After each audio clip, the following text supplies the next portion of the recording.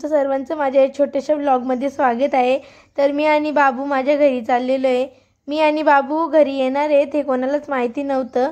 बाबूला पण जाम भूक लागलेली म्हणून बाबू माझा हात खात होता। तर आता आपण थोड्याच वेळात घरी पोहोचू। आता आम्ही आसनगावला पोहोचलोय। तर बघा बाबूची मावशी बाबूला बघून कशी रिॲक्ट होते ते।